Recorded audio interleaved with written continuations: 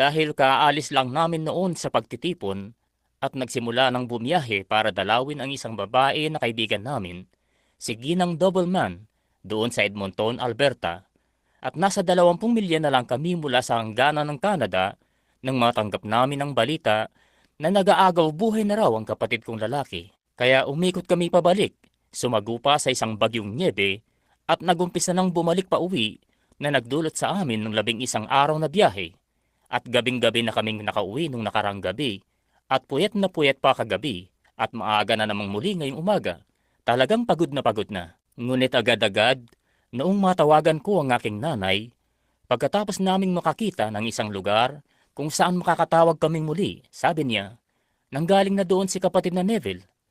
Yun ay isang tunay na pastor, mga kasama. Yan ay isang talagang pinasasalamatan namin yun. Ngayon, maaaring hindi, marahil, ang inyong mga mahal sa buhay ay hindi pa humantong sa ganong kalagayan siguro. Ngunit, sa panahon ng krisis, kapag alam mong may bagay na nangyayari at alam mong mananatili sa tabi mo ang kaibigan mo at tatakbo roon sa aking kapatid. At pagkatapos, noong pumunta ako, pagpasok ko, nagbihis lang at pumunta na roon. Sino ang nakita ko sa silid na nananalangin? Kundi si kapatid na Neville, naroon sa kwarto kasama ni Howard na nananalangin. Ako'y nagpapasalamat para doon. At ako, mas mabuti pang sabihin ko na yun dito sa entablado, gaya nga ng lagi kong sinasabi. Mas gusto ko pang bigyan na kita ngayon ng maliit na buko ng rosas kaysa isang buong pabilog na bungkos ng mga bulaklak kung kailan wala ka na.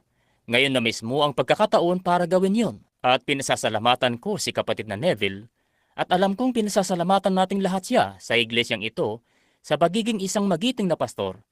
Para ipakita lang sa kanya kung gaano ninyo siyang pinasasalamatan, itaas ang inyong mga kamay ng ganito sa Diyos.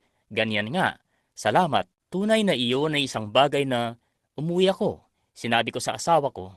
Sabi ko, honey, noong pumaroon ako at kumatok sa pintuan, dumaan ako doon sa pasilyo. Binasa ang chart. Tiningnan kung ano talaga ang problema. At pumunta ako roon. At may narinig ako roon sa loob. At tumuktok ako sa pintuan. Ang akala ko'y may isang taong nagsasalita. Pinaupo nila siya sa higaan na hawak ang kanyang Biblia, na pareho silang nakayukod ang ulo, nananalangin sa Diyos. Nung pumasok ako, nakaupong kasama siyang nananalangin. At ganon din naman ang panalangin ko, ang sabihin sa Diyos na pinasasalamatan ko ang isang tunay na kaibigan at isang tunay na pastor. At naway mabuhay pa ng matagal si kapatid na Neville sa mundong ito upang maglingkod sa Panginoon. Naniniwala akong pinanatili siya ng Diyos dito ng maraming taon upang paglingkuran siya, ang isang ganoon kagiting. Tumimo iyon sa puso ko ng mas malalim kaysa anumang bagay na naranasan ko na sa mahabang panahon. Ngayon na hindi pa pinalabas ang klase sa Sunday School doon sa mga bata. Kaya ako marahil, siguro'y mananalangin tayo para sa mga may sakit. Hindi kasi ako nagpabatid na darating na mananalangin para sa mga may sakit. Pero kung meron man na naririto upang may panalangin, kung gayon magkakaroon na lang tayo ng pananalangin para sa kanila. Ngayon, kung si kapatid na Gertie, kung maaari sanang umakyat siya rito, tugtugin ang The Great Physician para sa atin, at hilingin natin sa ating mahal na amang makalangit na naway kanyang pagpalain ang mga nangangailangan sa kanya ngayon. Kung gayoy nais natin, ang lahat ng mga may sakit at nangangailangan, magtipon-tipon lang kayo sa palibot ng altar. Kung hindi ako nagkakamali, si Nellie Sanders ba itong papunta rito? Naku, pagpalain ka ng Diyos, Nellie. 25 taon na ang nakalipas. Isang abnormal na tunog sa puso. Pagpalain ka ng Diyos, Nellie. Tumingin ako kani-kanina lang at tiningnan ka. At ayaw kong isipin mo, nakatitig sa isang tao. Pabalik-balik ang tingin ko. At naisip kong kamukha iyon ni Nellie. Walang nakakaalala marahil sa inyo rito. Sa palagay ko'y ang iba sa inyo. Ilan ang nakakaalala kay Nellie Sanders? Aba, sigurado nga. At isa siya sa mga kauna-unahang nagsimba sa tabernakulo. Siya at ang yumaw kong asawa ay magkaibigang matalik at magkapatid kay Kristo. At sila, napangasawa niya sa dako rito, ang isa sa mga taga-Volunteers of America, isang opisyal sa kilusang ito. At ang asawa, ang ating kapatid na lalaki ay yumauna para makasama ang Diyos. May naiwan ito sa kanya sa palagay ko na 2 batang lalaki sa palagay ko. ilang anak gayunman. Ang iba sa kanila ay nag-aaral pa at mag-isa nang naglalakbay si Nelly at sadyang papunta na sa edad ng talagang pagkanerbiyos at nababalisa. Tinawagan niya ako noong ako ay nasa Phoenix, Arizona sa isang pagtitipon para sa panalangin. Maraming bagay ang bumabalik, Nelly, sa panahon kung kailan ang kusot sa sahig at ikaw at si Hope at yung batang babaeng Adcock at marami sa kanila ang dati-rati naririto sa paligid. Maraming taon nang nakakaraan yon. 25 taon na ang nakalipas. Sadyang lumilipas lang sa akin. Tayo'y dumadaan tayo sa 100 ng napakabilis. Totoo yon. Bueno, sumainyo nawa ang Diyos ngayon. Yaong mga may sakit at nais na pumarito sa palibot ng altar para sa panalangin, ang ating pastor at ako ay magsasama sa isang salita ng panalangin para sa inyo. Pumarito lang kayo. Pagkatapos nito, isang maikling mensahe lang para sa inyo sa gawaing pangangaral. Sana'y makapanatili kayo. Magsasara tayo kasabay ng gawain ng Sunday School. Pagkatapos ng pananalangin para sa mga may sakit, saka na tayo dadako mismo sa iba pang gawain at may ilan akong anunsyo na ipababatid. Itong dakilang manggagamot ngayon ay malapit na, ang mahabagin na si Jesus. Siya'y nangungusap upang pasiglahin ang nananamlay na puso. Wala nang iba pang pangalan kundi Jesus. Ngayon, kung makapapasok lang tayo ngayon sa isang pagsasama-sama sa panalangin ito ng kagalingan para sa isa't isa, nalalaman na naririto ang Diyos at nangakong tutugon. Oo, ayos lang yon. Bababa kami at mananalangin para sa Kanya, yung binibining nakaupo. Sigurado. Sige kapatid na Neville, maaari ka bang pumunta, tumulong. Ngayon, kung magiging mapitagan lang kayo hanggat maaari, yung mga malilit na bata na nagsisiupo lang, at manalangin na tayo ngayon nang sa gayon, pagbaba namin para pahiran ang mga may sakit at ang mga nagdurusa, ay magkaroon tayo ng pananampalataya sa Diyos na maniwala. Manampalataya kayong gagawin niyo ng Diyos. Kayong lahat na naririyan sa mga nagsidalo na walang sakit ngayong umaga na hindi na kailangan pang pumunta sa may altar. Isipin niyo lang ngayon na ang biyaya ng Diyos ang nagdala sa inyo rito. Ngayon manalangin kayo para dito sa iba pang ito na naririto sa may altar, mga bata at matatanda. Gaya ng dati na nilang ginagawa rito sa tabernakulo, pinauuna namin ang pastor na nagpapahid. Ipinapanalangin namin sila. At pagkatapos pauunahin ang pastor na nagpapahid, sumasama ako sa kanya na nagpapatong ng mga kamay sa mga may sakit habang pinapahiran niya sila. Ang kasulatan na pahiran ninyo ng langis ang mga may sakit sa pangalan ng Panginoon. Patungan ninyo sila ng mga kamay at sila ay magsisigaling. Ang kasulatan. Ngayon, kayong lahat, sama-sama sa pagyukod ninyo ng inyong mga ulo ngayon, habang naghahandog tayo ng panalangin na sama-sama para sa mga may sakit. Ama naming makalangit, may pagpapakumbaba kaming lumalapit sa iyong banal na presensya sa oras na ito, sa paraan na para sa mga nangangailangan, sa mga may sakit, yaong mga hindi kayang tulungan ang kanilang mga sarili, at marami sa kanila, Ama, ay hindi na kayang tulungan ng doktor. Wala nang magagawa pa, maliban na tulungan sila ng iyong biyaya. Dalangin ko na may pagpapakumbaba ngayon Diyos ng buong puso ko, nakikiisa sa munting iglesyang ito, ng dakilang Espiritu Santo na naririto ngayon, na pagtibayin nawa ang salita ng Panginoong Hesus na nagsabi, kung may 2 o 3 na nagkakatipon sa aking pangalan, ay pasasakalagitnaan nila ako. Kung hihiling sila ng anuman na naukol sa anumang bagay, ay makatatanggap sila nito. Iyon po ang walang hanggan mong salita, Panginoon. Ang sinalita na maging bago pa man maitatag ang sanlibutan na ibinigay na sa amin ng propetang iyon ng anak ng Diyos mismo. Ngayon, ang pinakananasa namin ngayon, Ama, ay na pagalingin mo po ang mga may sakit, ang mga nangangailangan na naririto sa palibot ng altar. Dalangin ko po na sa diyang pagkakalooban mo ang bawat isa ng isang natatanging kaloob ng pananampalataya ngayon mismo, na sa paghayo namin ng iyong lingkod at ng sarili ko mismo para pahiran at patungan ng mga kamay ang mga tao, umabot nawa sa kailaliman ang Espiritu Santo na may pananampalataya sa aking puso, at ang bawat isa nawa ay magsigaling. Hinihiling namin ito sa pangalan ni Kristo, alang-alang sa Kanya. Ngayon, habang nakayukod ang inyong mga ulo, ang lahat ay manalangin. Ang pastor at ako ay paroroon para manalangin. Ama naming makalangit, pinasasalamatan ka po namin para sa aralin sa Sunday School na ito. Lubos nitong inantig ang aming mga puso. Bigkisin nawa namin ang aming sarili ngayong umaga at lumabas na mula sa mga bilangguan ng di pananampalataya at maging malaya habang kami lumalakad. Alam naming mauuna sa aming harapan ang anghel ng Panginoon na pinatototohanan ang salita ng Diyos at palalayain ang bawat isa sa amin mula sa mga bilangguan ng pagkatakot at karamdaman at kagalumihanan at sakit at kahirapan sapagkat ipinangako ng Diyos na gagawin yun. Ang lahat ng nakakulong sa ganong uri ng mga kalagayan ngayong umaga, sumikat nawa ang liwanag ng Diyos sa kanila sa diyang ngayon mismong araw na ito at umalis nawa sila mula rito na taong magaling na. Salamat po sa mensahe at sa iyong salita sa pangunguna ng Espiritu Santo. Ipagkaloob mo po ang mga pagpapalang ito, Ama, at ngayoy samahan mo po kami sa gawaing pangangaral ng umagang ito para sa munting maiksing mensahe na tatalakayin. Hinihiling namin sa pangalan ni Kristo. Amen. Ngayon, sa ilang sandali lang, yung mga kailangan ng umalis ngayon, tumayo lamang tayo habang inaawit natin ang isang himno, Take the name of Jesus with you. Yung mga kailangan ng umalis ay makakaalis na. Yung mga makakapanatili pa ng panibagong 30 minuto, magagalak kami na manatili pa kayo. Sige, pumihit lang kayo at makipagkamay sa katabi nyo. Amen.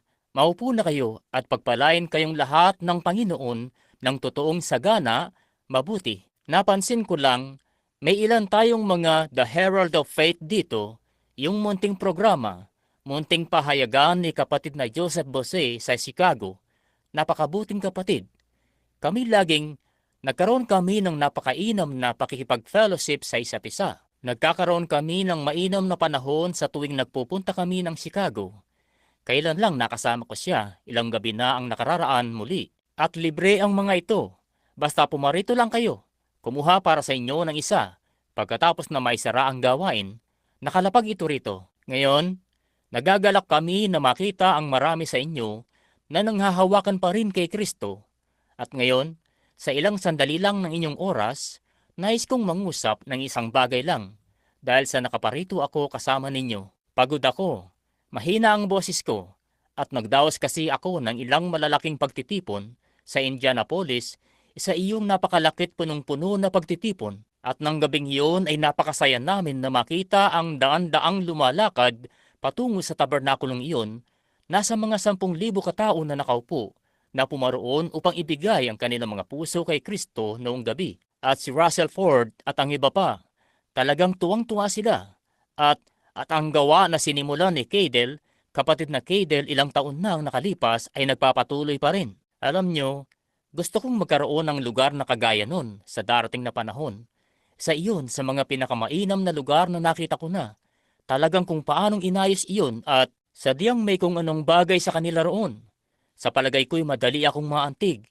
Kapag nakakakita ako ng kamanghamanghang gawa na sinimulan ng isang tao, mayroon akong damdamin para sa ganyan. Ngayon, dahil namamaos ako at nanggaling kami roon sa bundok sa pagsisikap na mapuntahan ang isang babaeng may sakit, isang kaibigan namin doon sa Canada, papatawid na kami noon ng hangganan nang marinig ko ang balita na nag-aagaw buhay na ang kapatid ko at saka bumalik.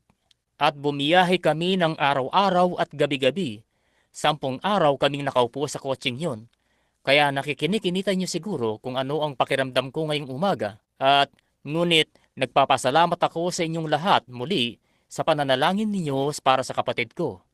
Pagkat siya, para bang papagaling na muli, binigyan siya ng Diyos ng panibagong pagkakataon. At kaya ako'y nagpapasalamat sa inyo at pinupuri ko ang Diyos para sa lahat ng bagay. Marami pang malalaking desisyon ang kailangan pang gawin. Isang paglilibot sa buong mundo na malapit nang dumating. Ang Afrika na sumisinag na sa harapan ko.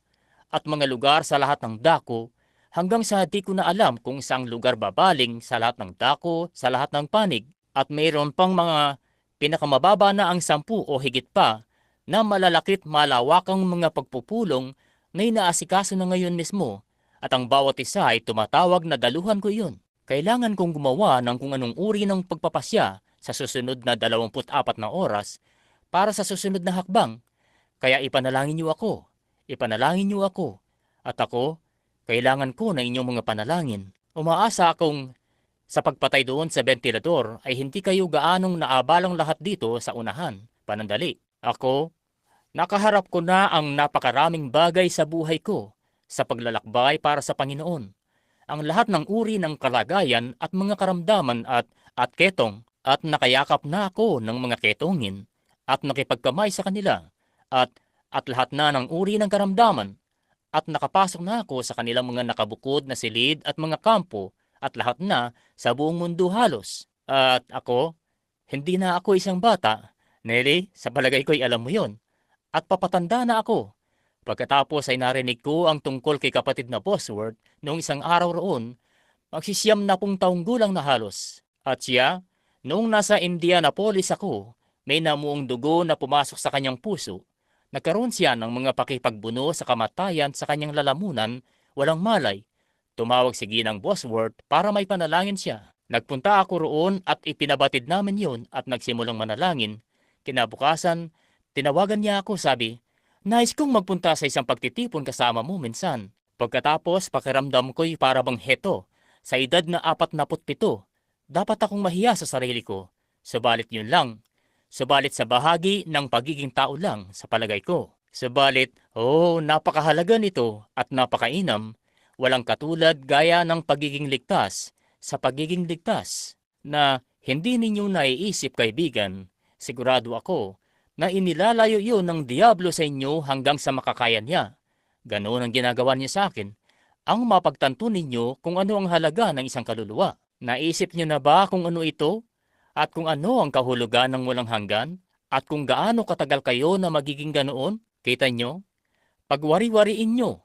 Ito na ang panahon kung kailan dapat na kayong magpasya para sa walang hanggan. Noong nakarang linggo, nakasama ko kayo rito. Naniniwala akong nangaral ako tungkol sa kasiguruhan. Ang kapangyarihan ay pinangako ng Diyos at itinalaga kayo at tinawag kayo bago pa man maitatag ang sanlibutan at inilagay ang inyong pangalan sa kanyang aklat. Wala kayong anumang kinalaman doon. Ang Diyos ang gumawa niyon. Hindi ba't napakainam niyon? Pinatay ang kordero bago pa man maitatag ang sanlibutan. At bakit? Hindi yun naganap hanggang sa makaraan ang 4,000 taon. Subalit ang Diyos, noong sinalitan niya iyon, kinailangan niyang gawin yun pagkat kailangan niyang tuparin ang kanyang salita. At sa gayon ding oras na isinulat ang kordero, ang iyong isinulat kayo na kasama niya. Ang ating mga pangalan ay nakasulat sa aklat ng buhay ng kordero, hindi noong gabing lumapit tayo kay Kristo, kundi bago pa man maitatag ang sanlibutan, sabi ng Biblia. Kaya yun ang kasiguruhan. At nabanggit ng kapatid ang tungkol diyan ngayong umaga dito sa napakainam na pagbasa para sa Sunday School. Ngayon, magbasa lamang tayo bilang isang kasulatan sa isang dako para lamang sa isang maikling nais kong sadyang isang bagay lang na nasa puso ko. Gusto ko lamang na ipangusap ito sa ilang sandali at saka na tayo magsasara at abangan ang mga gawain muli mamayang gabi. At ngayon, may mensahe ako sa puso ko na dumating noong isang araw at nais kong loloobin ng Diyos kung makabalik ako rito sa susunod na linggo ng umaga na ihatid ito sa tabernakulo para sa aauno. Sadyang isang bagay lamang na nasa puso ko tungkol sa panahon. Nagpunta ako sa isang lugar para kumain at naisip ko, bueno, nawawala na ba ako sa katinuan? Ano ba ang nangyayari sa akin? Hindi ko matagalan itong mga musika at lahat nito rito na mga bagay na meron sila sa panahong ito. Itong mga hibang na mga babaeng kumakanta ng doon mula sa isang palasyong yari sa garing at ang lahat ng ito. Sabi ko, marahil ay may bagay na mali sa akin. At sinabi ng Espiritu Santo, hindi. Hindi. Kung iniibig mo ang sanlibutan o ang mga bagay ng sanlibutan, ang pag-ibig ng Diyos ay niwala sa iyo. Kaya naisip ko, bueno, ayaw kong masanay kung ganoon sa sanlibutan ito. Siya nga. At nang magagayoy, nagumpisa na ang Espiritu Santo na ihayag sa akin ang mensaheng ito. Wala akong oras ngayong umaga. Pagod na pagod ako, bukod pa rito. Marahil, kung loloobin ng Panginoon, sa susunod na linggo ng umaga, kung naririto pa rin kami. May ilan pa akong biyahe na pupuntahan ngayong linggo, pero kung naririto pa rin ako sa susunod na linggo ng umaga, kung kalooban ng Diyos, ipababatid yun ni kapatid na Nebel sa kanyang pagsasahimpapawid sa Sabado, at paririto kami, sisikapin na dalhin ang mensaheng ito, at nais kong talakayin ito sa isang paraan. Ito'y isang mensaheng ebanghelyo sa araw, oras at panahon na ito, na aking hinulaan 6 na buwan na ang nakararaan, na ito na ang taon ng pagsasara para sa Amerika. At makikita natin kung ito nga, ayon sa ebanghelyo o hindi. Ito na ang panahon kung kailan wala na siya. Siya ay alinman sa tataas o bababa itong taon na ito. Siya nga. Ngayon, kayong mga bata, gusto kong magdala kayo ng kapirasong papel at isulat iyon sa blankong pahina ng inyong Biblia na kapag nakita ninyong wala na si kapatid na Branham, siguro makikita nyo kung tama iyon o mali. Kita nyo? At malalaman nyo kung nangungusap pa rin ba sa akin ng Panginoon. Nakita nyo? Ngayon, sa mga taga-Roma, sa ika-4 na kabanata, nais kong basahin para lang sa isang bahagi ng salita upang magpatuloy. Ano nga ang ating sasabihin na nasumpungan ni Abraham na ating magulang ayon sa laman? Sapagkat kung si Abraham ay inaring ganap sa pamamagitan ng gawa, ay meron sana siyang ipagmamapuri, datapwat hindi sa Diyos. Sapagkat ano ang sinasabi ng kasulatan?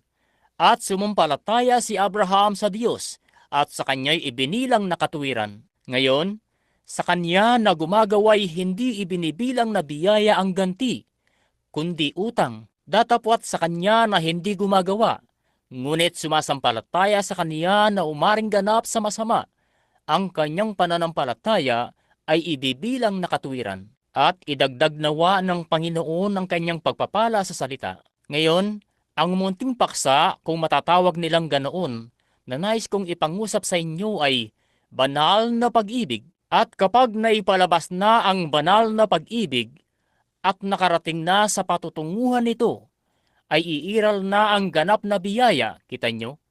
Ngayon, maiisip nyo ba iyon?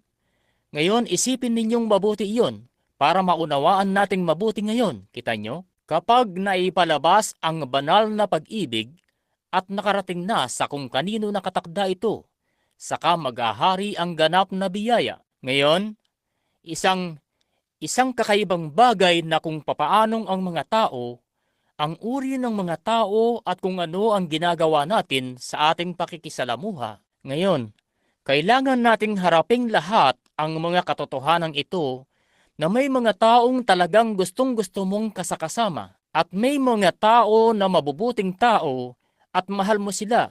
Subalit ganoon pa man, may bagay doon sa tao na sadyang halos di ka makatagal sa tabi nila.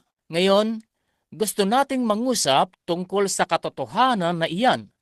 Ngayon, ang dahilan na ganoon ay dahil sa kapaligiran na nililikha ng naturang individual ng lalaki o babae na iyan mismo, sapagkat kayo ay maliit na manlilikha dahil sa mga anak na lalaki at mga anak na babae kayo ng Diyos. Kahit gaano man kayo nalugmok sa kasalanan, mga anak na lalaki at mga anak na babae pa rin kayo ng Diyos, sapagkat nangahulog lang kayo, napasama sa inyong kaluluwa at isipan, subalit ang Diyos ang inyong malilikha. At sa pagkahulog ninyong kalagayan, nangaligaw kayo, nangahulog na mga nilikha ng Diyos, pinangingibabawan ng Diablo. Siya nga, subalit gayon pa man, ay mga anak na lalaki at mga anak na babae pa rin kayo ng Diyos. Hindi niya ibig na sino man sa inyo ay mapahamak, kundi mangagsising lahat, kita nyo? At ginawa na niya ang lahat na maaari para sa ang Diyos lang mismo ang makagagawa nito. Ang ipagkaloob ang mga oportunidad sa nilalang niya na matanggap at maging kung anuman ang nais niya sa inyo na maging pabalik na muli sa tamang kalagayan ninyo. At walang tao na ngayon heto ito at napakatalim nito. Subalit walang tao ang nasa kanilang tamang kalagayan ng pag-iisip hanggang sa matanggap nila ang Panginoong Yesus. Malalim na salita yan. Subalit yan ang totoo. Walang tao ang nasa tamang pag-iisip hanggang sa matanggap nila si Kristo Jesus bilang sariling tagapagligtas. Ang dating niyan ay, subalit, yun ang Biblia. Tunay nga, totoo yun. Siya yaon. At sa inyong katauhang nilalang, ngayon, magiging baliw kayo sa sanlibutan kapag ginawa nyo iyon. Dahil sa kailangan ninyong lumabas sa kapaligiran na kinapapalooban ninyo patungo dito sa isa pang kapaligiran. Kapag ginawa ninyo iyon, iniaangat kayo mismo ng Diyos mula sa sanlibutan at mabubuhay kayo sa isang makalangit na kapaligiran. Kita nyo? At pagkatapos sa sanlibutan, sadyang salungat iyon sa kung ano ito. Kita nyo? At ito naman ay salungat sa sanlibutan. Kita nyo? Ngayon, ang gusto ninyong gawin ay ang maiangat kayo ni Kristo sa isang kapaligiran, sa dakong kung saan kayo'y masaya, payapa, at kung gayon, doon, lilikha kayo ng isang kalagayan. At ngayon, maraming beses, tayo sa mga iglesia, maaaring para bang kakatwa ito. Subalit kung pagmamasdan nyo lang ito, ngayon, ito ay para sa iglesia, para sa mga tao. Nakukuha ng mga tao ang espiritu ng isa't isa sa halip na makuha ang Espiritu Santo. Pumunta ka sa isang grupo ng mga tao. Pagmasdan ninyo ang paraan ng pagkilos ng isang tao. At ang ganong uri ng mga tao na pumapasok sa kongregasyong iyon. Malalaman nyo na lang, pare-pareho ang kilos nila. Lagi ninyong ipagpahalimbawa mo ang isang mabuting babae at isang masamang lalaki. At mararamdaman ng lalaki alinman sa magiging mabuting lalaki siya o kaya'y magiging masamang babae naman yung isa. At ang kapaligiran na pinamumuhayan mo, na ipapakita mo yon sa mga kasamahan mo kung ano ka. Kung gayon ay anong uring mga tao tayo dapat kung mga Kristiyano nga tayo? Anong uri ng kapaligiran ang dapat na pamuhayan natin sa isang nakagagaan, maginhawa, nagpapagaling na kapaligiran? Tayo dapat na mamuhay na ang ating mga puso ay palaging nananalangin na may malalim na pag-ibig para sa bawat tao na nakakaugnay natin at na iyon ay maging, kung maaari sanang sabihin ko ito sa munting iglesia, na nanalangin para sa akin, para sa pandaigdigang misyon. Iyon ang tagumpay ko sa pananalangin para sa mga may sakit. Kung hindi ko magagawang damahin mismo ang sakit kasama ng tao, kadalasan ay walang nagagawang anumang buti iyon. Kailangan mong makidama hanggang sa iyon ay sadyang at maramdaman mo iyon mismo. Dito kamakailan lang, isang matandang Meksikanong lalaki ang naroon sa entablado noong tumakbo siya sa entablado. Sa labis na pananampalataya, napaluhod siya. Hinugot ang kanyang rosaryo. Ako, sabi ko sa kanya, hindi na kailangan pa. At sa pamamagitan ng interpreter, si kapatid na Espinosa, kaya tumayo siya, niyapos niya ako. Nagsimulang pumunta sa isang dako. Bulag siya. Tiningnan ko siya. Tiningnan ko yung matandang kulubot na mga paang yun. Marahil hindi pa nakapagsuot ng isang pares ng sapatos sa buhay niya. Tiningnan ko ang sapatos ko. Tiningnan kung kakasya ba sa kanya. Ibinigay ko na sana sa kanya ang mga sapatos ko. Siya'y bulag at tiningnan ko. Mas malapad siya sa may balikat. Malaking tao.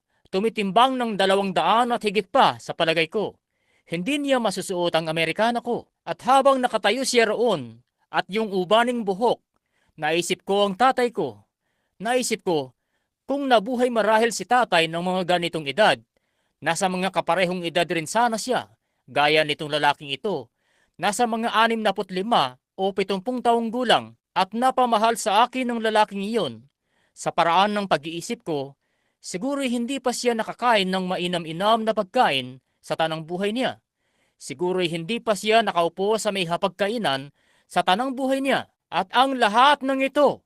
At pagkatapos naglalakad pa sa kadiliman.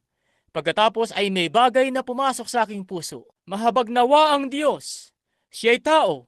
Isa siyang kapatid.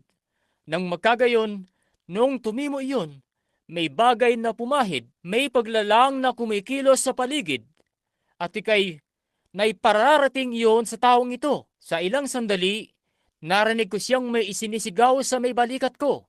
At sumisigaw siya ng, "Nakakakita na ako! Nakakakita na ako!" Ano ba iyon? Banal na pag-ibig. na iparating ang simpatya ng Espiritu Santo sa taong ito at sa pamamagitan niyon sa dulo ng landas kung saan hindi na siya wala nang magagawa pa at umira lang pag-ibig at nakatagpo ng pag-ibig ang pag-ibig pagkatapos ay kumilos ang ganap na biyaya at ang Diyos sa pamamagitan ng ganap na biyaya ay ipinanauli ang paningin ng taong yun. Kita nyo? Una, kailangan ninyong pumasok sa kaisipan na iyon. Ganoon ang dapat ninyong gawin sa isang makasalanan. Maraming tao ang nananalangin para sa mga makasalanan. Mabuti yun. Subalit hindi ganoon ang paraan para maakay ang isang makasalanan. Gawain ninyo na akayin ng makasalanan yun. Hindi ninyo siya naaakay sa pamamagitan ng pananalangin para sa kanya. Maaakay nyo siya, maaakay nyo siya sa pamamagitan ng pakikipag-usap sa kanya at ipinapakilala sa kanya si Kristo. Iyon ang gawain ninyo. Iyon ang tungkulin nyo ay ang mag-akay ng mga makasalanan sa pamamagitan ng pakikipag-usap sa kanila at ang pagpaparating sa kanila ng pag-ibig ng Diyos sa pamamagitan ng salita ng Diyos. Yun ang nakapag-aakay sa makasalanan. May magsasabi, hindi ako magsisimba. Gusto ko talaga ang babaeng yun. Gusto ko ang taong yun. Kita nyo? Dahil inaakay nyo sila. Kung nanatili kayo sa bahay at ipinanalangin lang ang makasalanan, hindi pumaroon para makipag-ugnay sa kanya, kaunting-kunti lang ang magagawa. Subalit kailangan ninyong manalangin at saka pumaroon. Siya nga, pumaroon at gawin iyon. Ngayon, ang pagpapadama ng pag-ibig na ito. Dito ilang araw na ang nakalipas, nakikinig ako sa isang patotoo ng isang tanyag na negosyanteng may pagawaan ng mga pang-araro na nakatayo sa entablado. Bueno, nakaupo roon ang mga negosyante na mula sa buong mundo.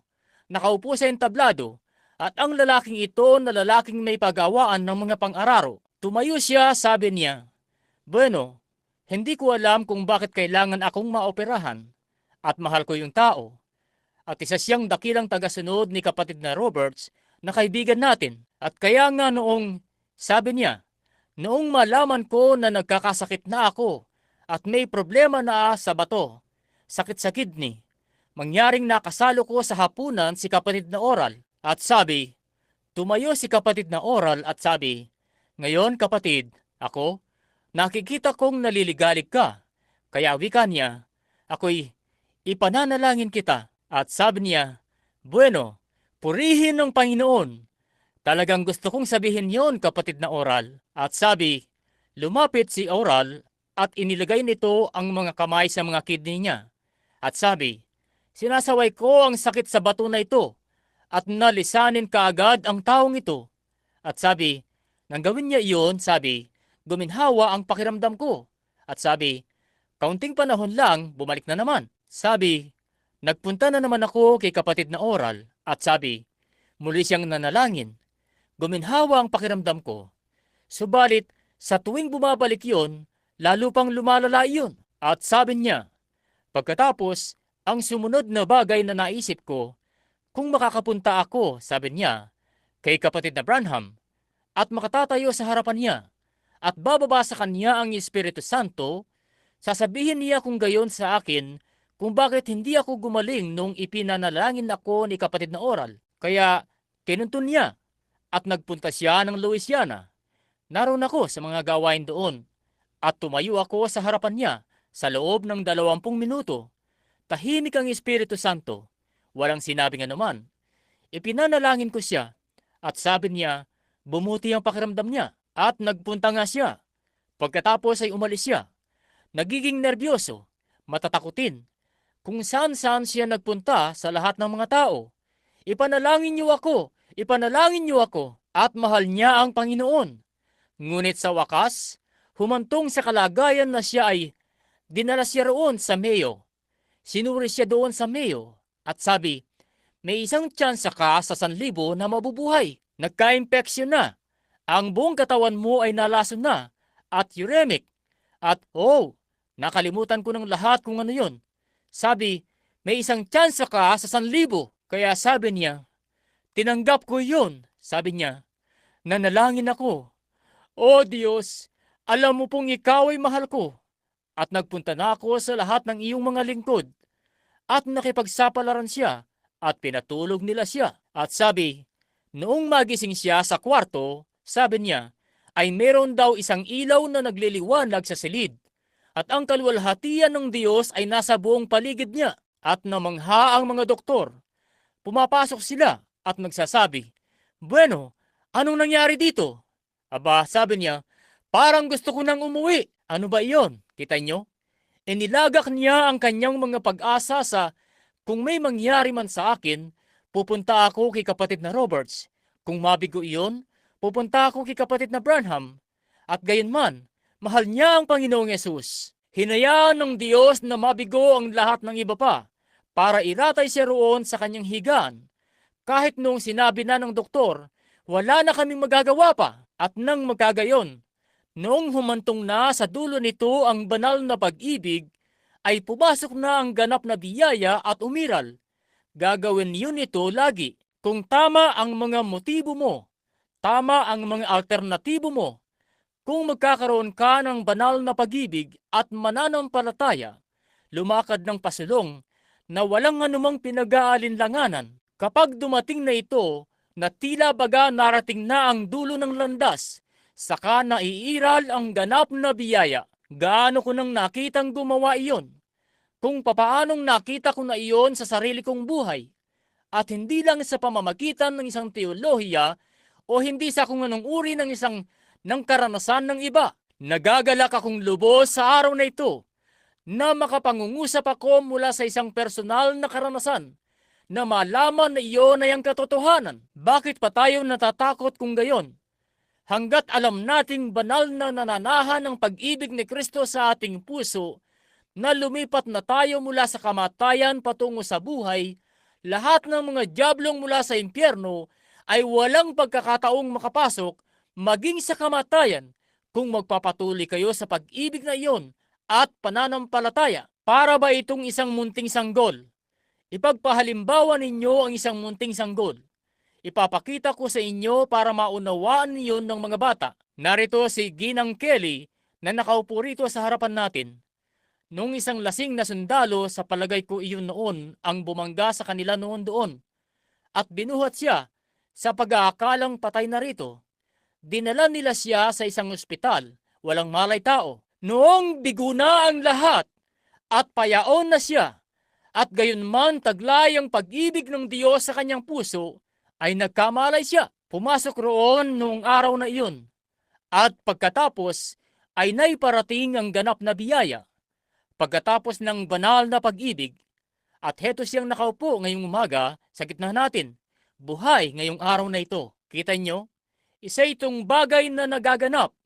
Kapag narating nyo na ang dulo ng inyong landas, kapag nakarating na kayo sa dako na hindi na kayo makakilos, kung magkagayon ay kikilos na ang kapangyarihan ng Diyos sa pamamagitan ng ganap na biyaya sa bagay na nakikita ninyo. Halimbawa na lang ang isang munting bata, isang maliit pang bata na may konting mga pag-aalburuto, mga sumpong at sisigaw sila at magsisisipa, hati-hiyaw at malalaman mo na lang, pipigilin nila ang kanilang paghinga at makikita mo na kakargahin iyon ng isang ina at hahatakin yon at iaangat iyon sa ere. Hihipan ang mukha nito. Hayaan mo lang. Wala pa kailanman sa buong kasaysayan ng medisina na may isang namatay ng ganoon. Hindi sila mamamatay. Sinusumpong lang siya. Sinusubukan lang niyang makakuha ng simpatya. Sinusubukan niya lang na magpapansin.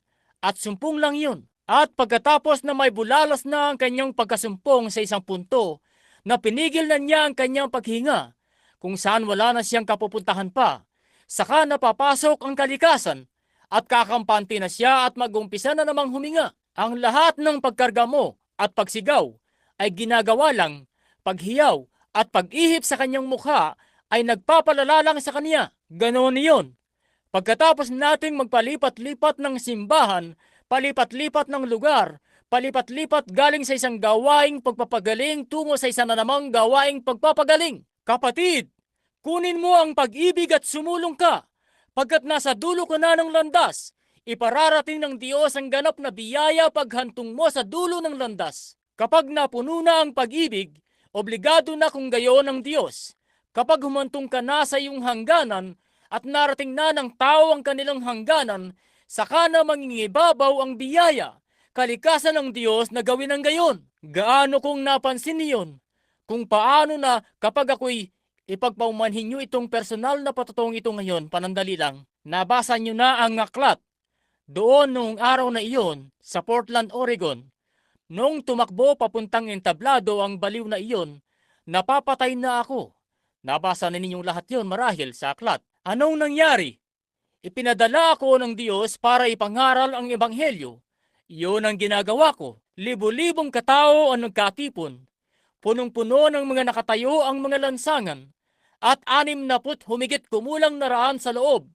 At bumubuhos noon ang ulan. Nakatayo ang mga tao roon. Nasasabik ang kanilang mga puso, nagugutom. Doon ay kung saan wala nang iba pa ang nasa larangan sa pagtitipon. At kinakailangan ka pa nilang hilahin sa karamihan. At lahat na ng iba pa na may mga tagahatid na pulis para ipasok ka. Nanggaling ako noon sa isang silid. At doon ay inakay ang 2 kalugod-lugod na mga pulis kay Kristo. Doon sa may silid bihisan. 2 bata pang lalaki sa kapulisan. Nasa kanilang maagang 20. Ang isa sa kanilang mga ina ay gumaling noong gabi bago iyon. At pareho silang yumukod doon. At tinakay ko sila sa Panginoong Yesus. Paglabas ko patungo sa entablado upang mangusap ng pananampalataya, bigla-bigla isang baliw na nanggulpi ng isang mangangaral doon sa lansangan ng hapon na iyon ang nakataka sa isang institusyon. Binali ang buto nito sa balikat. Binali ang panga nito. Gustong-gusto niyang pumatay ng mga mangangaral. Patakbo siyang pumasok at inisip, ito na ang pagkakataon ko. Pumanhik siya ng entablado. Tumitimbang ng mga 250 o 260, halos 6 na talampakan at 10 pulgada kataas. Iniaamba-amba ang kanyang mga kamay. Sabi niya, ikaw na ipokrito, ikaw na ulupong sa damuhan. Hayon na! Nasa kaayusan na ang gawain ng Diyos. Napagagaling ang mga tao. Libo-libo ang naliligtas at pinagpapala. Napasisigla ang mga ministro. Itong dakilang revival nasa pasimula pa lang noon upang mag-umpisang lumaganap sa buong mundo. Nakaupo roon sa itaas. Nakaupo si T.L. Osborne. Amen. Na nakapag-akay na ng laksa-laksang mga kaluluwa kay Kristo. Nakaupo roon. Nagpapastor ng isang iglesia kasama ang 8 o 10 sa kanyang kongregasyon. Naglalakad pababa mula sa balkonahe at ang baliw na iyon ay tumakbo sa entablado para guluhin ng pagtitipon ng Panginoon. At sabi niya, ikaw na ulupong sa damuhan, ikaw na ipokrito, pinalalabas mo ang sarili mo na isa kang lingkod ng Diyos. Ipapakita ko sa iyo ngayong gabi na hindi ka lingkod ng Diyos. At babalin ko ang bawat buto sa iyong kapirasong maliit na katawan. At tumakbo siya roon sa itaas at iniamba ang malaki niyang kamao para suntukin ako. Bumaling ako. Kung saan nagtakbuhan ng mga ministro, lahat na. Tumayo at dumahak siya at dinuraan niya ako sa aking mukha. Sabi niya, ikaw na ulupong sa damuhan. Ipapakita ko sa iyo kung gaano kang ang lingkod ng Diyos. Ikaw na mapanlinlang. Hindi ako nagsalita ng isang mong salita. Tinignan ko lang siya. At bigla na lang ang Espiritu Santo may kung anong iba pang ano kaya ang iisipin ninyo kung dinuraan kayo ng isang tao sa inyong mukha. Aba, kung magagalitin kayo, gagalitin kayo nun. Tiyak, nagagalitin kayo niyon. At naritong dumarating ang 2 pulis. Yung 2 ring pulis na may mga bagay sa kanilang mga kamay para hatawin yung naturang lalaki para alisin siya. Subalit hindi ko mahayaan silang gawin yon. Naglagay ang Diyos ng pag-ibig sa puso ko para sa mortal na nilalang na iyon. Naisip ko, hindi yung tao. Isang diablo ang naglagay sa kanya sa ganoong kalagayan. Ang lalaking iyan ay isa ring normal na tao na magnanais na magmahal at mabuhay, katulad ng ibang tao. Subalit ang diablo ang nagdulot sa kanya na magkaganoon at nag-umpisang dumaloy ang isang pag-ibig para sa taong iyon. At malaman mo na lang, bumagsak na pala yung lalaki at nahulog doon sa may paanan ko. Lang may parating ang banal na pag-ibig, pumasok ang ganap na biyaya at umiral.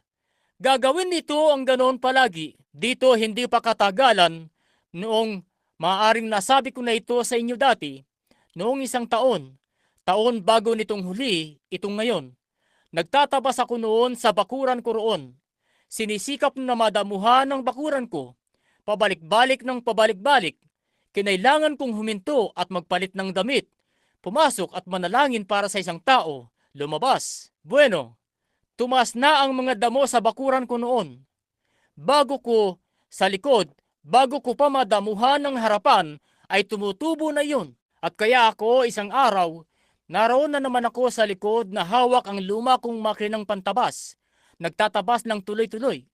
Nagsisikap sa isang malit na pantabas. At nakalimutan kong may bahay nga pala ng mga putakti doon sa may sulok. At naibangga ko ang pantabas na yun doon. At doon sa likuran ay nakatanggal ang kamiseta ko. Wala akong suot na kamiseta noon. Tinamaan ko ang bakod na iyon ng makinang pantabas. Walang suot na kamiseta. Sa isang iglap lang, napaligiran na ako ng mga putakti. Alam niyo na kung ano ang mga iyon. Isang malaking bahay ng mga putakti. Papatayin kayo ng mga iyon. Naglalakihang mga nilalang na talagang umuhugong. Oh, naisip ko. Una, natakot ako roon. Pagkatapos, bigla na lang, may bagay na nagsimulang maganap. Nagsimula akong kumalma. Yaong mga putakti, humuhugong pa rin sa paligid. Ngayon, para bang isang bata ang dating nito. Para bang pambata ang dating nito.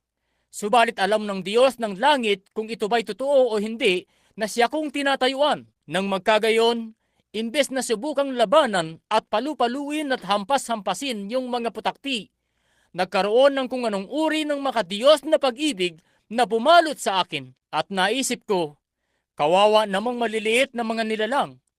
May karapatan nga kayong gumawa ng tirahan. Yun ang paraan na ginawa para sa inyo ng Diyos para maprotektahan nyo ang inyong sarili. At ginambala ko kayo. At patawad na nagawa ko yun. Kung magagawa ko lang na maibalik muli, hindi ko na kayo gagambalain pa. Hindi ko sinasadyang gawin yon. Subalit sabi ko, ako ang lingkod ng Panginoon. At ang mga may sakit niyang mga anak ay naririto para may panalangin. At kinakailangan kong magmadali at damuhan ang bakurang ito. Ngayon, kayong mga mumunting nilikha ng Diyos, sa pangalan ni Yesus Kristo, bumalik na kayo sa inyong tirahan. Hindi ko na kayo gagambalain pa. At ano iyon? Yon ay dahil nanalangin ako, sapagkat maaaring tinibo na sana ako hanggang sa mamatay. Sa pag-ibig ng Diyos na may pusong nakapasakop, nagkaroon ng pagpapadama ng pag-ibig at umiral ang ganap na biyaya. Ano ang makapagsasabi sa mga putakti na iyon? Magsalita at bawat putakti ay umikot na sa paglipad at humilera na gaya ng grupong militar ng mga sundalo at agad na dumiretso pabalik sa kanilang tirahan. Ano iyon? Hindi ko naman kayang kausapin ang mga putakti. Wala akong paraan para makausap ko sila. Papaano ko sila mapipigilan sa pagtibo sa akin? Nasa hangganan na ako nun. Subalit may taglay akong pag-ibig. Ang Diyos ay pinagkalooban ng pag-ibig ang mga putakti na iyon. At nakipag-usap ako sa kanila sa aking tinig. At ang Espiritu Santo sa pamamagitan ng ganap na biyaya ay ginabayan ng mga putakting yun pabalik mismo sa kanilang tirahan. Hindi kalayuan sa daan. May isang matandang Guernsey roon sa Henryville isang araw. Itong napakalaking toro rito na pumatay rito sa isang lalaking itim dito sa Brooks Farm. Nakapatay na ng isang lalaking itim. Kamuntik nang mapatay din yung batang West sa ganun ding paraan. Inilagay nila siya roon sa bukid na yon. Hindi ko naman alam. Nagpapatrolya ako noon. Dapat sana'y may bitbit akong baril. Pero hindi ko nadala iyon. Isang araw, pagdaan, naisip ko na pupunta ako. Pupunta ako roon. Mananalangin para sa isang taong may sakit. Dumaan ako sa bukid na yon. Wala sa isip ko na ang toro na iyon ay naroon sa bukid na yon. At nakarating na ako ng malayo roon sa gitna ng bukid. Anong nangyari? Bigla na lang lumabas doon sa mga maliliit na kumpol ng mga palumpong itong malaking panlaban na toro. Ang mahaba niyang sungay nagkaganoon at tumatungal ito. Alam kong yun na ang naturang pumapatay na iyon. Lumingon ako. Napakalayo ko mula sa bakod. Mga 200 yarda. Wala siyang 30-40 talampakang layo mula sa akin. Naroon siyang nakatayo na nakababa ang mga sungay. Umatungal ng napakalakas. Wala akong baril at walang punong maaakyat. Hindi na ako makabalik sa bakod. Naisip ko, hayan na. Ito na ang katapusan. Bill Branham, dito mo na makakatagpo ang iyong katapusan. Ang mamartir, mapatay sa pagkakasuwag dito sa bukid. Tumayo ako roon. Subalit bigla-bigla na lang, may bagay na nagsimulang dumapo roon sa puso. Ang kalwalhatian ng Diyos. May bagay na pumasok sa aking puso. Sa loob-loob ko, nagambala ko ang kawawang hayop na iyon. Hindi naman ang kawawang hayop na iyon. Ang Diablo ang siyang nagtutulak sa kanya na gawin iyon. At isang bagay lang ang tanging alam ko. Heto iyon. Gusto kong pakinggan ninyo ito. May isang bagay lang na makagagapi sa Diablo. Iyon ay ang purong banal na pag-ibig. Gagapin ng pag-ibig ang lahat ng bagay. Gayon na lang ang pagsinta ng Diyos sa sanlibutan. Ginapin nito ang problema tungkol sa kasalanan. Ginapin nito ang problema tungkol sa karamdaman. Gagapin nito ang hidwaan sa iglesia. Gagapin nito ang lahat ng bagay na hindi nito katulad na dapat gapiin. Gagawin nito iyon kung hahayaan nyo lang ito na gawin iyon. At nang magsimula ng sumugod sa akin ang malaking hayop na iyon, at imbes na magalit sa hayop na iyon, kapatid na Mike, minahal ko pa siya at naisip ko, isa kang nilalang ng Diyos. Sino pa bang iba ang makalilikha sa iyo kundi ang Diyos? At tahimik kang nakahiga diyan at nagpunta ako sa teritoryo mo na may mga babala naman sa buong bukid. Hindi ko iyon naisip. Basta ko na lang binago ang dati ko ng dinadaanan para magpunta at manalangin para sa isang taong may sakit. At hayon nga't nakita ko ang nilalang na iyon na paparating na. Ang ulo niya ay pasuwag-suwag ng paganoon. At sumusugod na siya sa akin para patayin ako at alam ko iyon. Subalit nagsimulang dumating ang banal na pag-ibig. Naisip ko, kawawang nilalang, isang ignoranting hayop, wala nang ibang alam. Nariyan kang nakahiga at ginambala naman kita. Kaya ngayon, ako ay lingkod ng Diyos. Ikaw ay isang nilalang ng Diyos. Sa pangalan ni Yesus Kristo, bumalik ka na at mahiga na dahil papunta na ako para manalangin para sa isa sa mga may sakit na anak ng Diyos. Bumalik ka na at mahiga na. At pasugod na noon sa akin ng torong iyon ng buong bilis na makakaya niya. Walang takot, ni hindi ako katitingman na mas natakot kaysa matatakot ako kay kapatid na Neville na nakaupo mismo rito. Isang dalisay lamang na banal na pag-ibig sa puso ko. Ano ang ginawa nito? Lumikha iyon ng kapaligiran at ang torong iyon ay nakapasok mismo sa kapaligiran iyon. Hindi lalampas ng 10 talampakan ng layo mula sa akin. Huminto siya at ipinadyak ang kanyang mga paa. Tumingin siya mismo rito. Talagang talunan na may pinakamaamong anyo sa kanyang mukha at tumalikod at naglakad na at nahiga. At dumaan ako sa agwat na 5 talampakan lang ang layo. Ano iyon? Kapag naipadama ang banal na pag-ibig, iiral na noon ang ganap na biyaya. Iyon ang siyering Diyos na kayang pigilan ng mga leon sa paglapit kay Daniel. At lumapit ang mga iyon na umaatungal. At ang abang si Daniel ay nakatayo roon. Nakabalot sa pag-ibig ng Diyos. Nagpunta ang mga leon at nahigalang. Payapa noon. Sinasabi ko sa inyo, kapatid ko, kapag binalot kayo ng Diyos sa banal na pag-ibig, nagkakaroon kung gayon ng kapayapaan sa libis para sa inyo. Meron nga, dito kamakailan lang, parating ako mula roon sa Dallas, Texas. Nakasakay ako noon sa eroplano, pauwi na.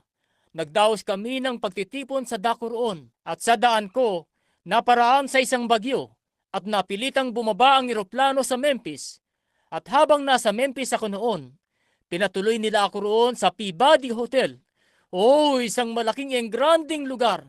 Para bang nakaramdam ako ng pag-aalangan. Naroon ako ng gabing yon at tumuloy ng magdamag. Tinawagan nila ako kinaumagahan at sabi, Reverend Branham? Oo. Sabi, susunduin ka ng limousine ngayon ng eksaktong alas 7. Aalis ang eroplano ng alas 7:30. Sabi ko, salamat Ginoo, at ibinaba na ang telepono. Bumangon ako, nanalangin, at naisip ko, bueno, may oras pa ako marahil para tumakbo sa isang tanggapan ng koreo. Meron akong ilang liham rito na sinagot ko kagabi. Bumangon na ako at nagumpisa ng maglakad-lakad sa kalsada.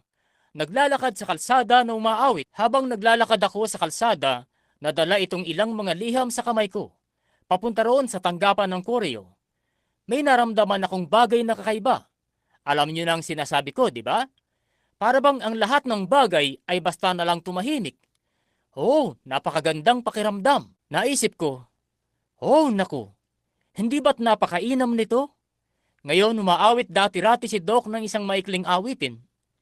Itulot mong lumakad ako kasama ng kalapating makalangit. Landas ko sa araw-araw ay iyong punuin ng pag-ibig. Naiisip ko yun dati. At ang pag-ibig ngang ito ay nag-umpisang bumuhos ng sobra. Meron na tayong pag-ibig, ngunit kailangan natin ng kasaganaan ng pag-ibig, ng pag-umapaw ng pag-ibig. Sasabihin nyo, oh, mahal ko ang mga makasalanan. Ngunit, oh, kapatid na lalaki, kapatid na babae, sapat ba ang pag-ibig mo sa kanila para magpunta roon at kausapin sila at himukin sila tungo kay Kristo? Nauunawaan nyo na ang ibig kong sabihin? Sasabihin nyo, mahal ko ang Panginoon.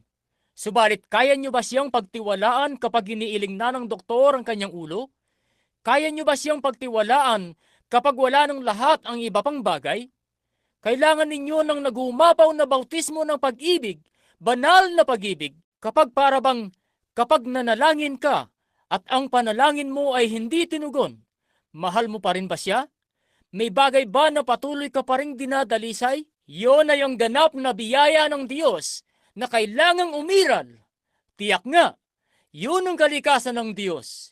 Wala nang magagawa pang iba ang Diyos kundi ang gawin yon. Nang makita ng Diyos ang kasalanan ng sanlibutan ito at nakitang unti-unti nang namamatay ang mga tao nang walang pag-asa at hindi na maililigtas pa, at gayunman alam niyang ibigin siya ng mga tao, yun ay nakapagpabagabag sa Diyos at pinatunayan yon ang kanyang kalikasan. Ang kalikasan ng Diyos ay pag-ibig.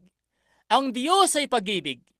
At nabagabag ang kalikasan ng Diyos hanggang sa kinailangan niyang magbigay ng daan ng pagtakas para doon sa mga gustong makatakas. At isinugo niya sa sanlibutan ng kanyang anak na ginawa sa anyo ng makasalanang laman upang pasanin ng ating mga kasalanan at mga karamdaman sa Kalbaryo. Ginawa iyon ng Diyos. Ang pag-ibig ng Diyos na ipinaparating ay naglaan ng ganap na biyaya. At kailan may hindi sinabi ng Diyos, kung gagawin mo iyon, kung gagawin mo ang ganito, gagawin ko ang ganito, ang Diyos nang wala man lang kahit anong mga kondisyon, isinugo niya ang kanyang anak upang mamatay na kapalit mo at tapusin na ang problema tungkol sa kasalanan. Walang kaugnayan yun sa kung anuman ang inisip ng mga tao. Ginawa pa rin yun ng Diyos ano't anuman.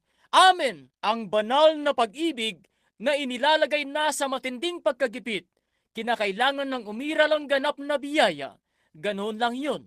Kapag nailagay ang banal na pag-ibig sa tamang lugar, makinig kayong mabuti. Nang umagang iyon, pagkalabas ko ng eroplano o pagkalabas ko ng hotel, nagsimula akong maglakad sa kalsada. Naglalakad ako na umaawit. Bigla na lang, may bagay na parabang bumubuhos sa akin.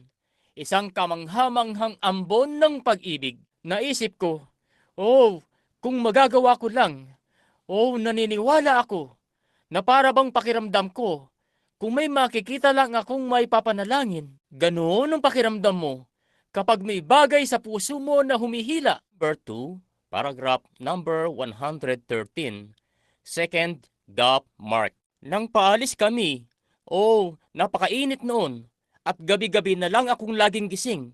Nakakatulog lang ng mga 2 oras.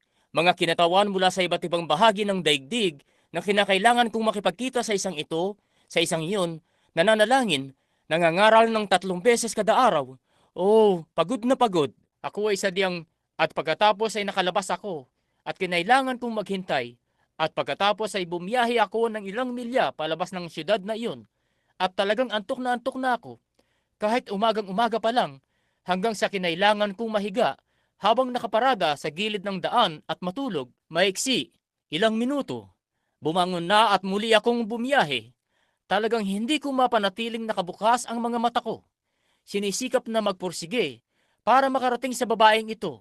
Patawid doon sa lubhang napakainit na mga disyerto ng Nebraska, padaan doon. At naisip ko, Oh, naku! Ang munti kong si Sarah ay nagsusuka na noon at nabubulunan. Ang kawawang munting bata ay may sakit, magdamag. Kinaumagahan, malubha na ang sakit niya, na kinailangan na talaga naming ihinto ang kotse. Namumutla ang kanyang mukha, at saka pagod na pagod ako at hapo na. Naisip ko, oh Diyos! Oh, grabe na ang sitwasyon, Diyos! Tingnan niyo ako, hindi ko na po kayang magmaneho pa. Pagod na ako, at nanggaling ako roon kasama ng iyong mga tao.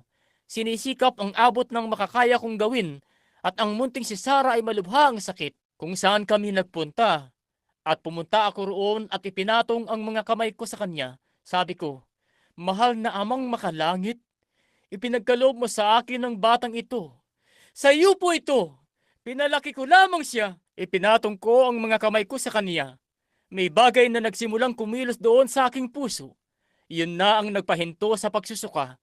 Hindi na siya muling nagsuka mula nung araw na iyon hanggang ngayon. Noong ikalawang araw naman, nagumpisa si Becky na malubha ang sakit. Para bang isang virus, at nagsuka ng nagsuka, ang munting bata ay nagsuka buong gabi. Kinabukasan, sabi ni Meda, kukuha tayo ng ilang Pepto-Bismol. Nagbuhos ng ilang kutsara at ibinigay sa kanya. Isinuka lang agad iyon ng munting bata. Nakarating kami sa Tetons. Paglabas namin ng mainit na lalawigan sa simula ng biyahe, gusto niyang makita yung magandang kabundukan. Hindi naman niya magawa iyon. Malubha ang sakit niya. Sabi ko, mahal ko, tingnan mo. Gusto kong kunan. Sabi, gusto ni tatay na ikuha ka ng litrato para makita mo yung bundok doon. Sabi niya, oo tatay, talagang pakiramdam ko'y parang mamamatay na po ako. At kaya naman binigyan namin siya ng isa pang Pepto-Bismol. Naghandog kami ng panalangin ng umagang iyon, nagsabi, Panginoon, maawa ka po. Walang naging pagbabago roon. Kaya huminto ako doon at inilabas ko siya. Sabi ko, mahal ko, lumabas ka sa sariwang hangin. Malamig noon. Suot niya ang kanyang maliit na jacket. May mga nyebe sa paligid. Kaya lumabas ako at sinisikap niyang, sabi niya, opo tatay. Nagsimulang at lumalabas noon ang tubig sa maliit niyang bibig. Tiningnan ko at ang malilit niyang mga mata ay nakatirik. At ang maliit niyang bibig ay talagang nagtutubig ng husto. Lumakad ako sa banda paroon. Tumingala ako sa bundok. Sabi ko, titingin ako sa mga bundok kung saan nanggagaling ang aking saklolo. Ang saklolo sa akin ay nanggagaling sa Panginoon. Bigla-bigla, may bagay na nagumpisang kumilo sa loob ko. O sana'y taglay ko iyon sa lahat ng sandali. Lumakad ako roon sa gilid ng kotse. Binuksan ang pintuan, sabi ko, tumingin ka rito kay tatay, mahal ko. Oh, naku, natapos na roon ang pagsusuka magpakailanman. 5 minuto mula noon at tumatakbo-takbo na siya. Nakipaglaro na kay Sarah. Ano iyon? Kapag naiparating ang banal na pag-ibig, iiral na ang ganap na biyaya. Tiyak yun, doon sa kalsada noong umagang yun. Habang naglalakad-lakad sa Memphis, balik tayo sa kwento ko. Naglalakad ako noon sa kalsada sa Memphis, umaawit sa Panginoon, at bigla-bigla may bagay na nagsabi, huminto ka! At huminto ako, bigla na lang sabi nito, pumihit ka at bumalik sa kabilang daan. Bueno, papunta na kasi yon sa may ilog. Naisip ko, oh naku, lumakad-lakad pa ako. Naisip na, bueno, yun ay isang bagay lang na akin lamang. Alam nyo na, ikay nakakaramdam, alam nyo na, maraming beses. At maraming beses, nagkakamali ang mga tao sa pagsunod sa mga pakiramdam sa halip na sa pangunguna ng Diyos. Kaya nagsimula na akong magtuloy-tuloy lang. Sa loob-loob ko, pakiramdam ko lang yun. At papalayo ako ng papalayo. Tumitindi naman ng tumitindi iyon. Tumabi ako doon sa isang gilid na lugar. Lumingon-lingon. May ilang mga gamit sa pangingisda na nakalapag doon. Naisip kong kumilos na parabang mga taong nagdaraan, tumitingin-tingin sa mga gamit na ito sa pangingisda. Sa napuntahan ko, ang lahat ay medyo nagsialis na sa daanan. Yung grupo kung saan banda nakatutok ang ilaw. Sabi ko, mabuting amang makalangit. Ano po ba sana ang ibig mong ipagawa sa akin? Ikaw po ba iyon na kumikilos sa puso ko? Sadyang pakiramdam ko'y parabang sumasabog ako sa loob. Sadyang may bagay na bumubuhos. May nagsabi, umikot ka at bumalik. Sabi ko, saan? Sabi, umikot ka at bumalik. Hindi mahalaga kung saan. Basta magpatuloy ka lang sa paglakad. Umikot nga ako at nagsimula ng lumakad pabalik sa kalsada. Lumakad ako. Tinignan ko ang relo ko. Inuudyukan pa rin ako nito. Lumampas na ang oras. Lumakad-lakad pa ako. Lampas na sa oras ng alas 7:30 na pag-alis. Alas 8, sa loob-loob ko. Hala, naku, naku, naku. Napalayo na akong masyado hanggang doon sa kung saan para bang gaya na sa mga bahay ng mga itim. Napakarami mga lumang bahay ng mga itim doon. Hanggang doon pababa at naglalakad ako roon. Mataas na noon ang araw. Maagang tagsibol. Wala talagang mga ulap. Naisip ko, bueno, hindi na ako nakasakay hindi na ako nakasakay ng eroplano ko. Ngunit naisip ko, oh Diyos, ayos lang kung hindi ako makasakay ng eroplano, hanggat ikaw lang. Patungo saan mo po ba ako pinangungunahan, Panginoon? Hindi ko alam kung saan mo ako dinadala. Saan po ba ako papunta? Hindi ko na problema yun. Basta patuloy lang na lumakad. Basta nagpatuloy lang akong lumakad. Pagkaraan ng ilang sandali, tumingin ako. Nakaabang doon sa isang tarangkahan ng paganito ang isang typical na matandang Aunt Jemima na nakaabang doon sa may tarangkahan. At ang malalakit mapipintog niyang mga pisngi, nakatayo roon at nakapulupot ang kamiseta sa kanyang ulo ng paganito at nakatali sa likod. Naglalakad ako ng ganoon at lumapit ako sa kanya. Tumutulo ang mga luha sa kanyang malalakit mapipintog na mga pisngi ng ganoon. Pinagmasdan niya ako, sabi, "Magandang umaga, Parson." Sabi ko, "Ginang?" Sabi, "Magandang umaga po." Para bang ngumiti siya at tiningnan ako. May mga luha sa kanyang mga mata. Naisip ko, tinawag niya akong Parson. Ganon ang tawag nila sa mga mangangaral doon sa Timog, alam nyo. At sabi ko, "Paano mo nalaman na isa akong ministro?" Sabi niya, "Alam kong darating ka." Ano? Sabi, "Alam kong darating ka." Sabi ko, "Hindi ko naunawaan, Auntie. Maaari mo bang sabihin sa akin?" Sabi niya, "Alam mo, nabasa mo na ba yung kwento tungkol sa babaeng Sunamita na walang anak at hiniling niya sa Panginoon na pagkalooban siya ng anak?" At sabi, "At dumating si Elias at binasbasan siya at nagkaanak siya." Sabi ko, "Opo, Ginang, naaalala ko iyon." Sabi niya, "Ganoon akong babae." Sabi, "Wala ako noong anak at nanalangin ako sa Panginoon at sinabi ko sa Panginoon, kung pagpapalain niya ako at bibigyan ako ng isang anak, kung gayoy palalakihin ko yun para sa kanya." At sabi, pinagkalooban nga niya ako ng isang anak. At sabi, naglalaba ako noon sa kuskusan ng mga labahin. May konting pagsingit sa alaala. Sabi, naglalaba ako noon sa kuskusan ng mga labahin para lang mapalaki ko ang batang ito. At sabi niya, noong lumaki na siya, Parson, siya, maling landas ang tinahak niya. At sabi niya, napabarkada siya sa masama at nakahiga na siya rito na nag-aagaw buhay na. At sabi, naparito yung lalaking doktor noong araw bago kahapon nang mawalan siya ng malay at sabi ay wala na raw silang magagawa pa para sa kanya. Binigyan na nila siya ng 606 Salvarsan at lahat na ng iba pa, mercury at penicillin. Talagang wala. Nakakahawang impeksyon sexual, syphilis. Iniisip na hindi na gumagana yung balbula sa kanyang puso. At sabi, wala nang magagawa pa para sa kanya. At sabi, nakahiga siya rito na nag-aagaw buhay na. At sabi, "Oh, Panginoon, ayaw kong makita ang anak ko na mamatay ng ganyan." At sabi, ako, kung maririnig ko lang sana na sabihin niyang ligtas siya."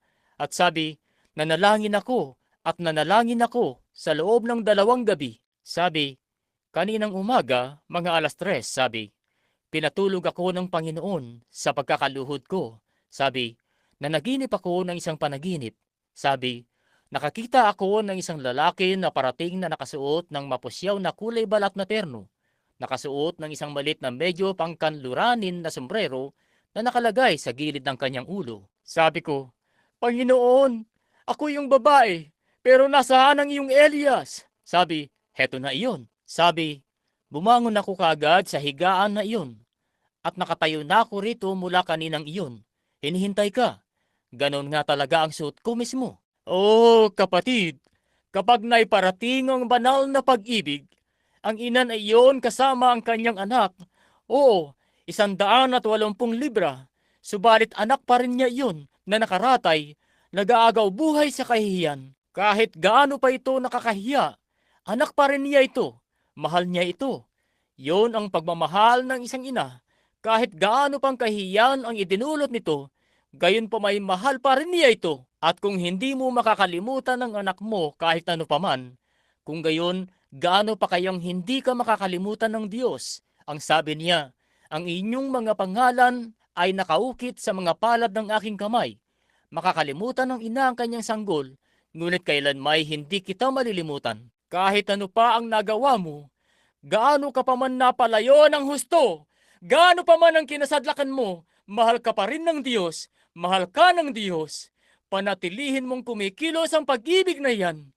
Huwag mo itong hayaan na mabigo. Kaya bumuntong hininga siya, sabi niya, "Oh, sadyang hindi ko yun magawa." At sabi niya, "Parson, nanaginip ako ng isang panaginip at nakita kitang paparating." At sabi, "Noong tumanghay ako roon sa kalsada at nakita ko iyang munting mapusyaw na kulay balat na terno at iyang maliit na sombrero na nakalagay sa gilid ng iyong ulo." Sabi, "Sinabi sa akin ng Espiritu, hayan na siya."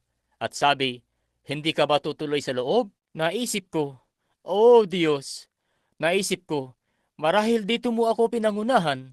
Ito ang dahilan kaya kinakailangan akong dumating. Hindi ko kasi alam." Binuksan ko ang tarangkahan.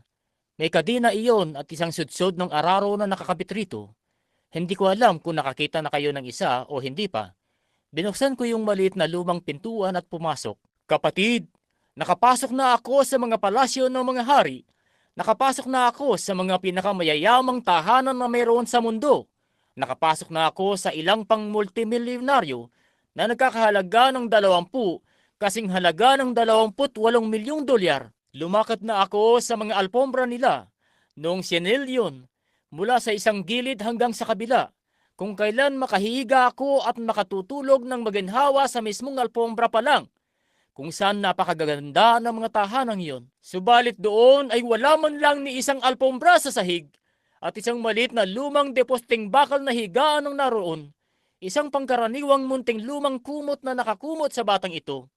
May karatula sa pintuan, "God bless our home." Alam kong nasa presensya ako ng isang tahanang Kristiyano. Alam kong nasa isang dako ako kung saan may pananalangin. Walang mga nakadikit sa dingding na poster ng seksing babae. Walang mahalay na mga larawan, kundi ang Biblia ay nakalapag na bukas sa isang maliit na lumang mesang marmolong ibabaw na nakalagay roon. At isang malaking kabataang lalaki ang nakahiga roon sa higaan. Nakakapit ang kanyang kamay sa mga sapin. Umuungol. Naisip ko, oh naku, kinapako ang kanyang mga paa. Malakit yon at malamig. Naroon na ang kamatayan sa batang iyon. At patuloy niyang sinasabi, "Oh, napakadilim, napakadilim." At sabi ko, "Tungkol saan ang sinasabi niya?" Sabi niya, "Parson," sabi, iniisip niya ng maraming araw na ngayon na naroon siya sa isang malawak na dagat na naliligaw na. Sabi, hindi niya alam kung saan siya pupunta. At sabi, yun ang nagpapabigat sa puso ko. Sabi, yayaon siya at siya'y naliligaw doon sa dagat at hindi niya alam kung saan siya pupunta. Sabi, "Parson, nanalangin na ako. Ginawa ko ng lahat. Ginawa ko ng lahat. Ayaw ko siyang mapahamak, Parson." At sabi, "Yan yun kapag ako'y nananalangin." Sabi ko, "Auntie, ano ba ang sakit ng anak mo?" Sabi niya, "Yan ay sakit na infeksyong sexual. Sinabi na ng lalaking doktor na mamamatay na raw siya, na wala nang magagawang anuman." At sabi, wala siyang malay. 2 araw na siyang naliligaw sa dagat.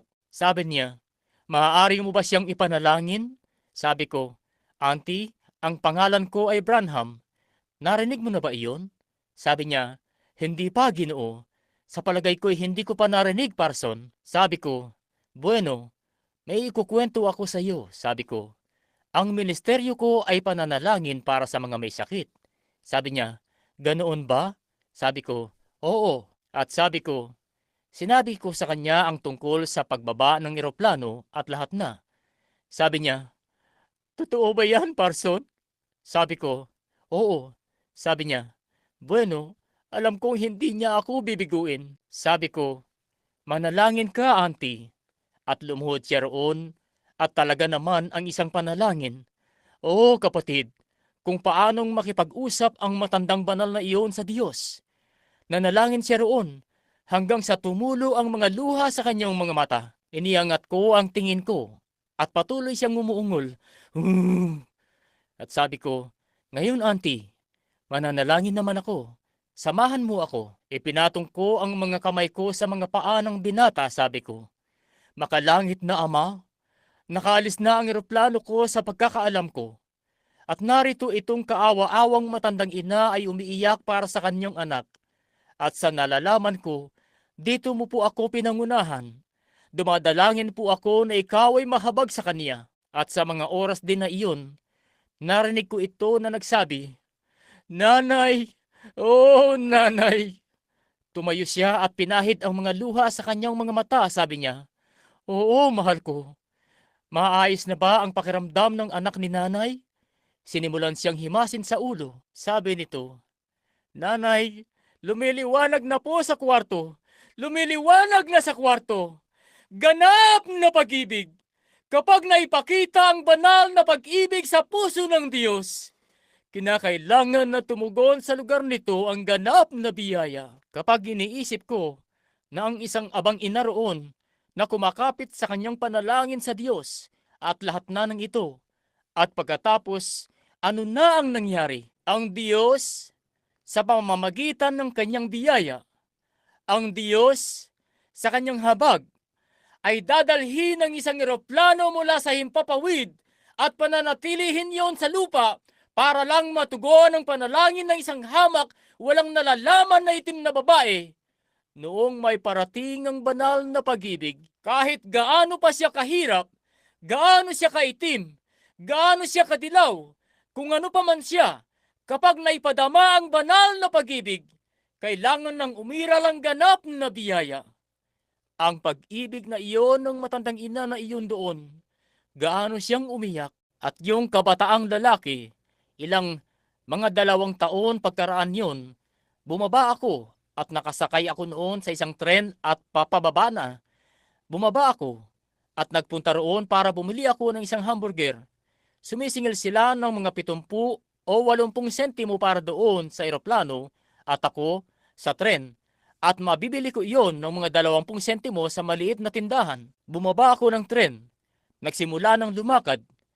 May isang nakapulang gora sabi, Kumusta, Parson Branham? Lumingon ako. Sabi ko, Magandang umaga, iho. Bueno, sabi, Hindi niyo po ba ako nakikilala? Sabi ko, Hindi, sa palagay ko hindi. Sabi, Naaalala niyo pa ba? Mga 2 taon na ang nakararaan. Noong nagpunta kayo at ipinanalangin niyo ako. At naroon ang aking nanay. Sabi ko, Ikaw na ba ang batang iyon? Sabi, Ako nga po, Parson Branham. Sabi, magaling na po ako. Ngunit ligtas na ako ngayon. Isa na po akong Kristiyano. Ganap na biyaya. Siya nga po, kapatid. Sinasabi ko sa inyo, kapag ang biyaya, kapag nakita ng Diyos na naipadama ang pag-ibig, kinakailangang umiral ang biyaya. Ilang linggo na ang nakalipas sa bahay ko. Naaalala nyo iyon, marami sa inyo. Bueno, noong yung matandang opossum ay nakahiga roon. Noong nilunod nitong kabataang babae rito ang kanyang sanggol, at samantalang binigyan siya ng Diyos ng isang sanggol, at ayaw niyang palakihin yon. At kaya binalot niya iyon sa isang kumot at itinapon roon, at nilunod iyon sa ilog. Sabi ko, hindi iyon isang ina. Mas mababa pa iyon kaysa sa isang aso. Hindi gagawin ng hayop ang ganoon. At kung ang ganap na pag-ibig ng Diyos ay may padarama sa isang hayop, gaano pa kayang may padarama iyon sa isang lalaki o isang babae? Siya nga, at ang matandang opossum na iyon na nagdaan doon sa makitid na daan na iyon, alam niyo na yung kwento. At kung paano siya pumasok at nahiga roon sa may hagdanan ko sa loob ng 24 na oras, ni wala nga akong alam tungkol doon. Si kapatid na Woods at sila na nakaupo roon, at si kapatid na babaeng Woods na nahabag doon sa hayop sabi, Kapatid na Branham, bakit mo hinahayaan yun na maghirap? At yung mga kawawang mamunting anak na opossum ay iniinom pa naman yung gata sa kanya. Siya na nakahiga na roon, patay na yata. Sabi, bakit hindi mo na lang siya patayin, kapatid na Branham? O patayin na ang matandang ina? Hindi pa naman siya lubusang patay. Siya ay masusundot mo siya at siya mapapakilos mo pa nga siya. At doon, buong gabi siyang nakahiga roon. At kinabukasan, ang munting si Becky roon, lumabas siya, sabi niya, Tatay, bueno, noong kinamugahan, mga magbubukang liwayway, sabi niya, ano po ang gagawin niyo sa opossum na yan, tatay? Sabi, magdamag na po akong nag-iisip tungkol diyan. At sabi ko, ganoon din ako, Becky. Bumaba ako sa silid. Sabi ko, bumalik ka na at matulog na, mahal ko. Napakaaga pa para bumangon ka. Naupo ako roon sa pribado kong silid. Naisip ko, naisip ko, kinakailangan na may gawin ako sa matandang opossum na iyon. Hindi ko naman alam ang gagawin. Pagkatapos ay nakarinig ako ng isang tinig na nupat ni hindi ko nga iyon inaasahan. Doon mismo, noong may dumating na mga mansanas ng umagang iyon para kay kapatid na Hall, noong gumaling siya sa kanser. Doon kung saan pinagaling ang mga may sakit at mga nagdurusa. Nakaupo ako noon sa maliit na lumang pribadong silid. Narinig ko ang isang tinig na nagsabi, pinapunta ko siya sa iyo. Nahiga siya na gaya ng isang binibini sa loob ng 24 na oras para sa pagkakataon niya na may panalangin. At wala ka man lang sinabi ni isang salita sa akin tungkol sa kanya. Sabi ko, bueno, ni hindi ko iyon alam. Sabi ko, bueno, ibig mo po bang sabihin pinapunta mo ang opossum na iyon doon? Naisip ko, ano bang nangyayari sa akin? Kinakausap ko ba ang sarili ko? Nahuli ko ang sarili ko, nakausap ang sarili. Lumabas ako roon. Nakatingin pa rin ng munting si Becky sa pintuan. Lumakad ako patungo roon. Naroon yung matandang opossum at nahamugan na ang buong katawan niya at lahat na. Sabi ko, Amang makalangit, kung pinapunta mo po iyang kawawang walang alam na opossum, kung pinapunta mo po siya rito, na sa kung anumang paraan ay inilagay mo sa puso ko ang isang pag-ibig para sa kanya. Dahil isang ina, na hindi ko siya kayang patayin. Hindi ko kayang patayin ang kanyang mga anak at ang ganap na biyaya upang turuan ang iba pang mga tao nang dapat nilang malaman ang nagdala sa kanya rito.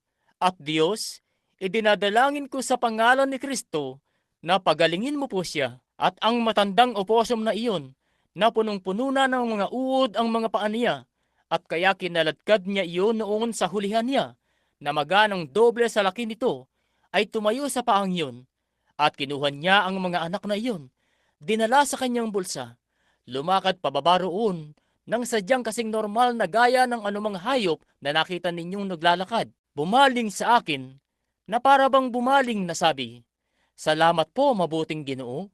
Sa nalalaman ko, talagang masaya sila kasama ang kanyang mga anak ngayong araw na ito. Bakit? Kapag naipadama ang banal na pag-ibig, iiral ang ganap na biyaya. Naku, kapatid na lalaki, kapatid na babae, may iisang bagay lang na dapat gawin sa inyong buhay.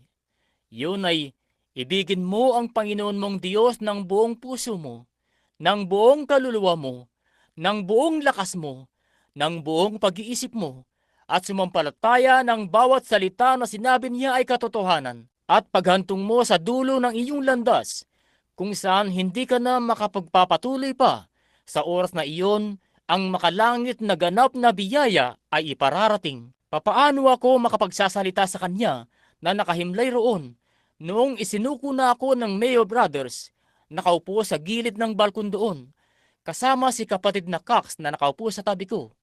Iniisip kung ano na ang nangyayari, ni hindi ko na iyon matagalan pa. Subalit sabi,